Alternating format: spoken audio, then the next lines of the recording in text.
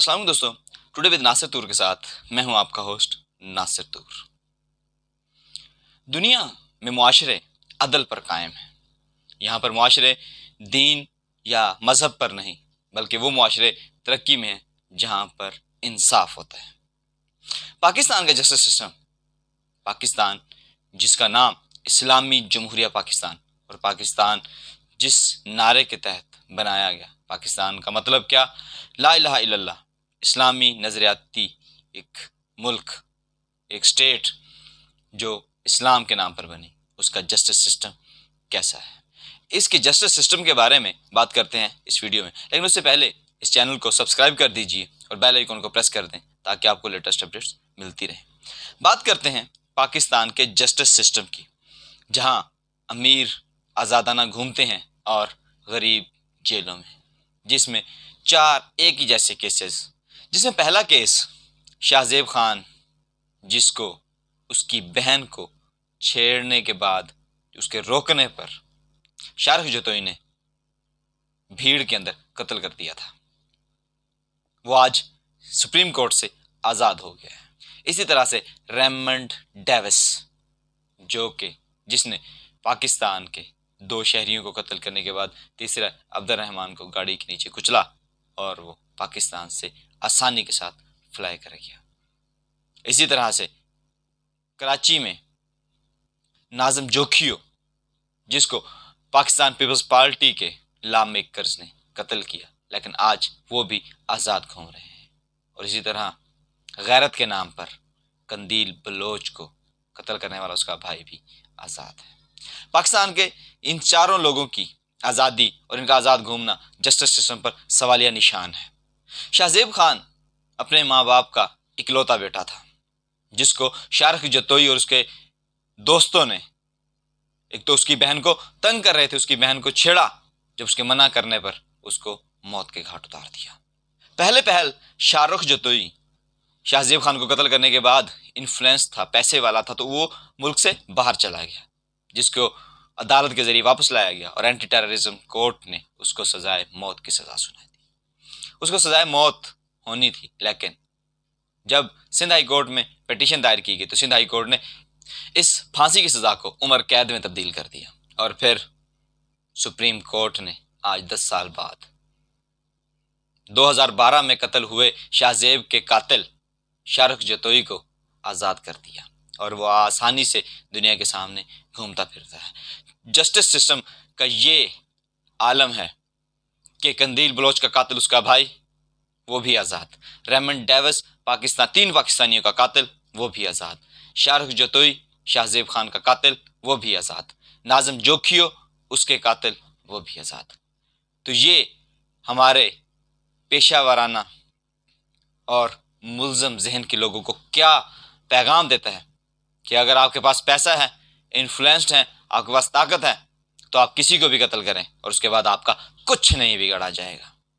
جبکہ ناظم جوکھیو کی بیوی اور شاہ زیب کی والدہ نے انہوں نے بیان دیا تھا کہ وہ ڈر کے اندر رہ رہے ہیں، وہ ڈر کے رہ رہے ہیں، ان کو مختلف طریقوں سے تھریٹ کیا جا رہا ہے، اور پھر اس کے بعد یہ کہا جاتا ہے کہ ہم نے ان سے قصاص دے کر اپنا قتل معاف کروایا، جبکہ قصاص اسلام میں یہ ہے کہ اگر مقتول کے ورثہ چاہیں اور وہ کہیں کہ ہمیں قصاص دیں تو پھر تو قصاص بنتا ہے، لیکن زبردستی مختلف ہتھ کنڈے استعمال کر کے ان کو مجبور کرنا کہ آپ ہم سے کچھ پیسے لیں اور معافی نامے پہ سائن کر دیں، یہ سراسر زیادتی ہے۔ یہ قصاص ادا کرنا یہ قانون کی خریداری ہے، جس میں مقتول کے ورثہ یہ چاہتے ہوئے بھی کہ وہ قاتل کو سزا دلوائیں، وہ اپنے دوسرے بچوں کو وہ اپنی زندگی بچانے کے لیے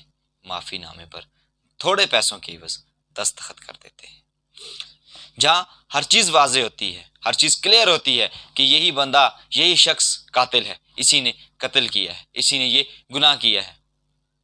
اور ایک چھوٹی سی بات، یہاں چیف جسٹس جو عدالت عدلیہ کے سب سے اعلیٰ عہدے پر فائز ہے، وہ شراب کی بوتلیں خود پکڑتا ہے، لیکن وہ ثابت نہیں کر پاتا کہ یہ شراب کی بوتلیں تھیں، اور وہ ملزموں کو یہ بات کہہ کر رہا کرتا ہے کہ وہ بوتلیں شراب کی نہیں، شہد کی تھی۔ معاشرے مذہب پر نہیں، ایمانداری پر چلتے ہیں۔ جیسے کہ کبھی بزرگوں کی بتائی ہوئی کہانی کہ کہیں ایک طوطا اور طوطی کہیں جا رہے تھے، تو انہوں نے ایک دیکھا، ایک علاقے میں وہاں رکے کہ علاقہ سنسان اور ویران تھا، اور وہاں پہ بہت سارے الو تھے۔ تو طوطی نے طوطے سے کہا کہ شاید ان الوؤں کی وجہ سے یہ بستی بیابان اور اجڑ گئی ہے۔ تو جب وہ رات گزارنے کے بعد ایک الو نے ان کو اپنے پاس رات کو ٹھہرایا، اور صبح ہوتے ہی الو نے کہا کہ یہ جو طوطی ہے یہ تو میری بیوی ہے۔ طوطے نے استفسار کیا کہ یہ کیسے ممکن ہے کہ طوطی تمہاری بیوی ہو جبکہ طوطی تو میری بیوی ہے۔ اس نے کہا چلیں کوئی بات نہیں، یہاں قریب ہی ایک شخص ہے، اس کے پاس چلتے ہیں، اس سے انصاف کرا لیتے ہیں۔ جب اس کے پاس گئے تو اس نے کہا کہ یہ واقعی طوطی تو اس الو کی بیوی ہے۔ تو اس کے بعد اس الو نے یہ کہا، یہ محلہ، یہ علاقہ، یہ گاؤں ہماری نحوست کی وجہ سے نہیں بلکہ اس جسٹس سسٹم کی وجہ سے تباہ ہوا ہے جہاں پر انصاف نہیں ہے۔ ہمارا معاشرہ بھی کچھ اسی طرح سے ہے، جہاں پر امیر پر کوئی قانون لاگو نہیں ہوتا کہ وہ جو چاہے کرے، جیسے چاہے کرے۔ قانون بھی اس کو کھلی اجازت دیتا ہے، تھانے بھی اس کو اجازت دیتے ہیں، تھانے بھی اس کو پروٹوکول دیتے ہیں، اور وکیلوں کا تو کام ہے کہ انہوں نے اپنی فیس لے کر کلائنٹ کا کیس لڑنا ہے۔ لیکن یہاں پہ ججز کیا کرتے ہیں؟ جو اعلیٰ عہدے پر بیٹھے ہیں، منصف ہیں، وہ کیا کرتے ہیں؟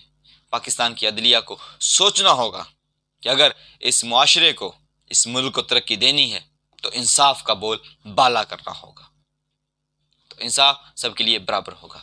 صرف آخر میں ایک بات کہتا چلوں کہ جب عوام ایک خلیفہ وقت حضرت عمر سے سوال کر سکتی ہے، جس کی حکومت کئی لاکھوں میل دور تک پھیلی ہوئی تھی، اس سے سوال کر سکتی ہے کہ آپ کا قمیض ایک کے بجائے 2 چادروں سے بنتی ہے، تو آپ کو مال غنیمت میں 1 چادر آئی تھی، یہ دوسری چادر کس کی ہے؟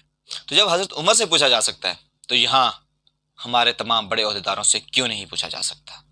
کوئی بھی شخص عدالت سے بڑا نہیں ہو سکتا، اور نہ ہی ہونا چاہیے۔ قانون سب کے لیے برابر ہونا چاہیے۔ اگر یہ قانونی تفریق ختم نہ کی گئی، وہ دن دور نہیں کہ جب یہ معاشرہ تباہی کے دہانے پہ کھڑا ہوگا۔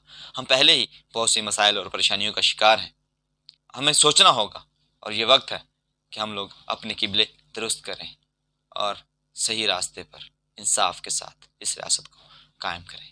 دعا گو ہوں کہ اللہ تعالیٰ ان عدالتوں میں بیٹھے ججز کو انصاف کرنے کی اور بنا خوف و خطر اس انصاف کو، اس فیصلے کو پر عمل درآمد کرانے کی توفیق عطا فرمائے۔ ملتے ہیں انشاءاللہ نیکسٹ ویڈیو میں، تب تک کے لیے اجازت دیجیے۔ اللہ نگہبان۔